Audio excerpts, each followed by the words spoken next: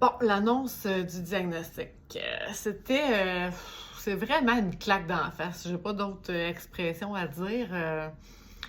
Quand tu t'attends pas à ça, tu sais, il y en a qui, ben, en fait, il y en a qui naissent. On est toutes avec la rétinite pigmentaire parce que c'est génétique, mais il y en a qui le savent très très jeune, très tôt dans leur vie, qui en sont atteints, puis il y en a comme moi qui développent des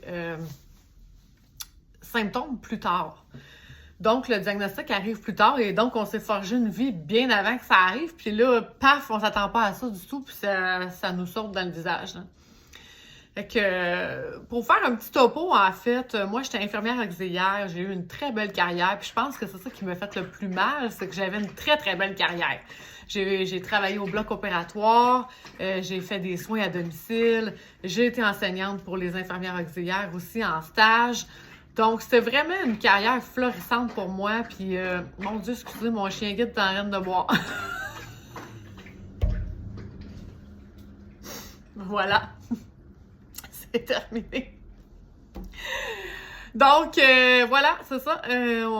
J'avais ma voiture, j'avais mon permis. Comme tout le monde, j'ai passé les examens à 16 ans, tout était correct. Donc, je peux pas voir là, à quel point c'était avancé à ce moment-là, parce que sinon, j'ose croire qu'on m'aurait pas donné mon permis de conduire puis que j'aurais jamais conduit de ma vie.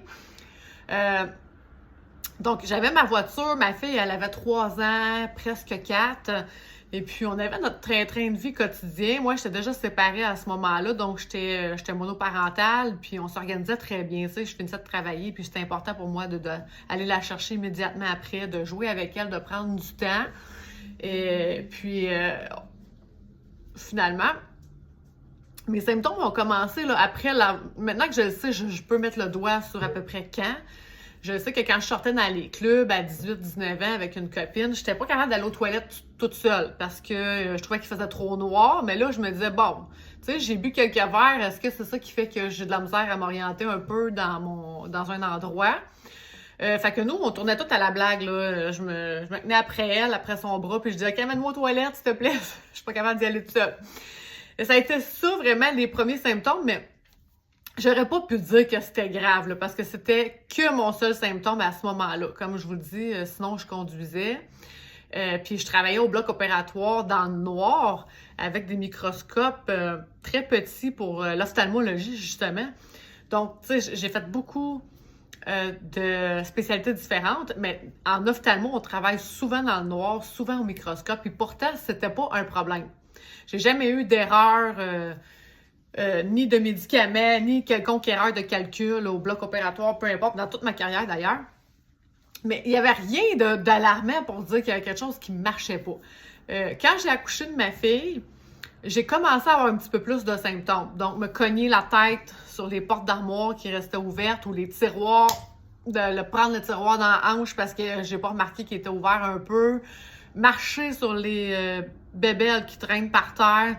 Ça, oui. Ça a été mes premiers symptômes. Puis là, je me disais, ben voyons, j'ai-tu besoin de lunettes? Je suis rendue à 30 ans, peut-être que c'est ça, je vieillis. Donc, je suis allée voir l'optométriste passer un examen de vue, ce qu'il y a de plus normal. Et elle m'a dit, écoute, il va falloir que je te relaie en ophtalmologie parce que là, il y a quelque chose qui fonctionne pas. Mais t'es pas capable vraiment de me dire c'était quoi. Elle m'a dit, je vois juste des taches, pas sûre de ce que c'est. Voilà. Fait qu'elle m'a donné ma requête. Comme j'avais travaillé déjà avec des chirurgiens à l'hôpital, je me suis dit, bon, je vais choisir les chirurgiens qui vont prendre soin de moi puis tout ça. Donc, j'ai choisi mon ophtalmo, j'ai eu des rencontres et là, le diagnostic est tombé que c'était une rétinite pigmentaire puis que j'étais très avancée déjà et qu'on supposait quand même que la grossesse avait pu, avec la fluctuation d'hormones, provoquer une dégénérescence un petit peu plus rapidement à ce moment-là. Et comme je vous disais dans l'autre vidéo, évidemment, là, la ménopause s'en vient. Je suis déjà dans les symptômes de la préménopause, donc je vois bien que j'ai commencé à faire des kisses dans les yeux. Je sais que c'est ça va créer des taches noires, puis que peut-être qu'avec le temps, justement, et la ménopause complète, que je vais perdre assurément de la vision. Jusqu'à quel point, je ne le sais pas. Donc, je reviens à l'annonce du diagnostic. Alors, à ce moment-là, on me dit, écoute, tu pourras pas avoir ton permis de conduire longtemps, on te le dit tout de suite. On va regarder quelles sont les prochaines étapes pour toi et on te tient au courant.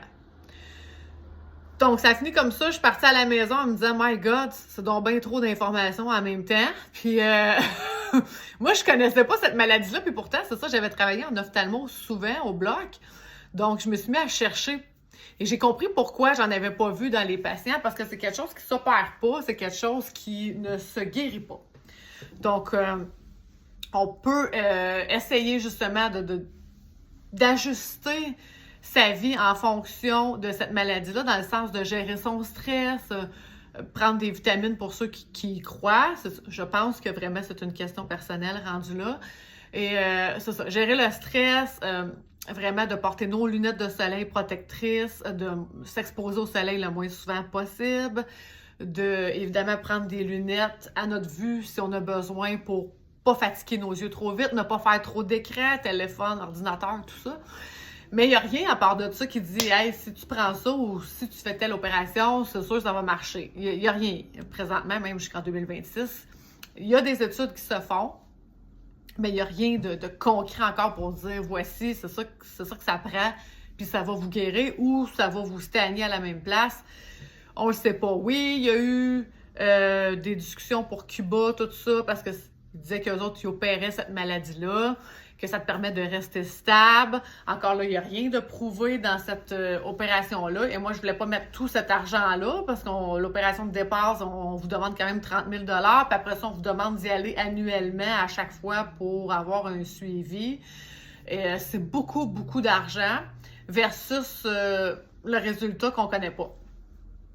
Donc, j'ai préféré garder cet argent-là pour, justement, ma deuxième passion, qui est le voyage. Je me suis dit, bon, gars, tant qu'à flouber 100 000 dans quelque chose que je ne sais même pas ce que ça va me donner, je dois aussi bien garder cet argent-là puis voyager le plus possible à chaque année avec ma fille pour me permettre d'en voir le plus possible, justement, jusqu'à ce que ça se ferme complètement. Je vais vous parler de moi parce qu'évidemment, dans la rétinite pigmentaire, on n'a pas tous la même vision. Mais moi, c'est vraiment comme si je vois dans des jumelles. Donc, ma vision centrale est très, très bonne. Si je vous regarde le visage, je vous vois très bien. La seule chose, c'est que je vois rien alentour. Et je vais vous présenter dans les prochaines vidéos vraiment des exemples de ce qu'on peut voir. Et notre vue nocturne, elle est complètement nulle. Donc, on voit absolument rien dans le noir. On n'est pas capable de distinguer, mettons, le bord du trottoir avec la rue. Pour nous autres, c'est pareil, là. Donc, ça devient dangereux et c'est pourquoi souvent on nous donne un cours de mobilité, donc pour apprendre à marcher avec une canne et assurer notre sécurité. Donc, c'est sûr que c'est ça, je suis revenue à la maison avec beaucoup de questionnements, j'ai quand même fait des recherches, j'ai compris des choses, mais ça allait beaucoup trop vite à mon goût parce qu'un mois plus tard, on m'a appelé et on me dit « Écoute, aujourd'hui, tu te stationnes chez toi et tu n'as plus le droit de conduire. On va inscrire dans ton dossier médical que tu as une rétinite pigmentaire avancée. Et si tu reconduis malgré ça, tu vas être automatiquement criminellement responsable s'il arrive quelque chose sur la route. » Donc, à ce moment-là, moi, j'étais infirmière auxiliaire en soins à domicile pour un CLSC à Montréal. Donc, imaginez, là, je suis sur la route, on m'appelle, on me dit ça, je sais que ce soir, il faut que je stationne ma voiture, puis c'est fini, là. Mais c'est ça mon travail. Mais qu'est-ce que je fais? Me retrouver à la rue, qu'est-ce qui arrive, tu sais? Donc, je suis allée chercher ma fille à la garderie, j'ai rentré, j'ai stationné la voiture en me disant, écoute, ça se peut pas, là. Ils vont me rappeler, ils vont me dire c'est une joke, ou tu sais, on s'est trompé, finalement, ça presse pas, tu peux garder ton permis encore une couple d'années. Il y a toutes sortes d'affaires qui nous passent dans la tête.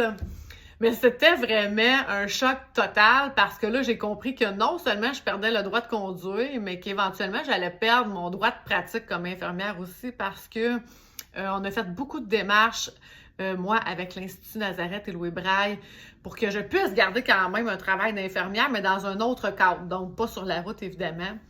Malheureusement, on s'est heurté à beaucoup de choses, dont les assurances, évidemment, du système public, dans le sens que, tu sais, on pouvait pas prédire qu'il arriverait jamais d'accident avec un patient à cause de ma maladie. En même temps, j'avais rien à mon dossier, j'ai jamais eu aucune tâche, aucune erreur. J'aurais aimé avoir de l'aide un petit peu plus que ça. Là, c'est comme si on me réduisait à absolument rien. Tu sais, comme le mercredi, j'étais une bonne infirmière, j'étais une conductrice, j'étais une mère, j'étais une amie. Puis rendu au jeudi, j'étais Je m'excuse du terme, mais tu sais, j'étais fuck all, là. On dirait que j'avais tout perdu ma valeur, j'étais plus rien pantoute, puis je servais plus à rien, puis là, j'ai capoté parce que je me suis dit, OK, ça va être ça, ma vie, là, je vais avoir des problèmes financiers parce que là, j'ai pas de job qui m'attend devant de moi, comment je vais me déplacer avec ma fille, elle était à la garderie, comment je vais me retrouver un travail avec elle, à aller porter en autobus, après ça, me rendre au travail. Non, là, c'était vraiment une passe où, tu sais, je suis tombée vraiment en dépression. Je vais être honnête, là, j'ai eu une profonde dépression. Ça a duré... ça m'a pris 2 ans m'en relever, honnêtement, là. Parce que je ne voyais pas la lumière au bout du tunnel à ce moment-là. Je me suis ramassée à aller chercher des sacs d'épicerie chez Moisson Laval, parce que dans ce temps-là, j'étais résidente de Laval. Puis j'avais jamais eu recours aux banques alimentaires avant ça. Puis je me disais, mais ça se peut pas. Ça se peut pas que ça va être ça ma vie maintenant. Tu sais, j'ai travaillé toute ma vie. J'ai commencé à travailler, j'avais 14 ans. Je sais pas pour qu'à 30 ans, je me retrouve dans la rue puis j'ai plus rien en avant, là. Tu sais, j'avais une carrière, j'étais quelqu'un, là. Tout d'un coup, j'étais plus rien. Donc, ça a été vraiment un choc total. Puis le temps avec des choses, oui, mais tu sais, c'est surtout qu'il faut trouver le plan B, là. Qu'est-ce qui nous attend? Qu'est-ce qu'on peut faire? C'est quoi la solution? Alors, c'est sûr que, étant donné que ma dégradation de vision était déjà très avancée, j'étais légalement aveugle, qu'on dit, donc 20 degrés et moins de vision. Donc, on m'a accordé l'invalidité qui m'a permis quand même d'avoir des payes parce que là, je me retrouvais sans rien, sinon. Et je me suis dit, ben, je verrai avec les années ce que j'ai le goût de faire, ce que je suis bonne dans quoi, parce que là, je sais pas, j'étais bonne dans quoi à part aider les autres. Tu sais, ça a toujours été ça ma vie, puis je pense que ça va toujours être ça. Et c'est comme si du jour au lendemain, on me disait, ben là, trouve-toi une autre passion parce que ta passion première, elle n'existe plus, puis tu peux plus le faire. Tu sais, tu sers plus à ça. Alors, il a fallu que je me remette beaucoup en question, puis c'est pour ça que je vous disais que, tu sais, est-ce que j'aurais fait ma chaîne YouTube dans ces années-là? Je pense pas que je vous aurais apporté beaucoup de trucs, parce que moi-même, j'étais dépourvue. Je savais plus quoi faire. Donc, ça m'a permis de me retourner de bord, puis vraiment d'être plus en mesure de vous aider présentement avec qu'est-ce qui vous attend, c'est quoi vos solutions, comment on se relève de tout ça. Est-ce que... Puis oui, ça prend un entourage, hein, des amis, de la famille, peu importe, un conjoint, une conjointe. C'est sûr que plus que tu es seule là-dedans, plus c'est difficile parce que tu dis, je perds tous mes moyens, je perds toute ma façon de faire. Fait que ça me prend quelqu'un pour me guider à nouveau, pour faire comme, OK, tu es encore capable de faire ça, tu peux le faire, ou voici, je vais t'aider pour tes commissions les premiers mois, après, tu pourras te retourner de bord, puis tu sais, avoir d'autres solutions à apporter.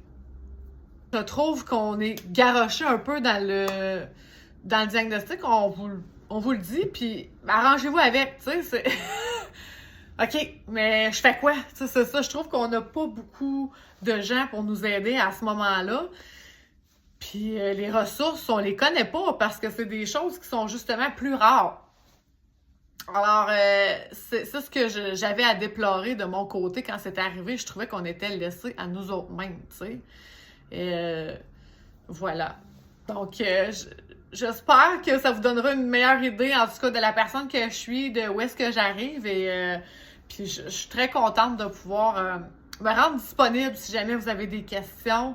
J'aimerais être la personne qui va pouvoir vous accompagner, en tout cas, si vous en avez besoin, pour le début de cette longue aventure qui est le diagnostic de la rétinite pigmentaire. Donc, là-dessus, je vous laisse et je vous dis à la prochaine.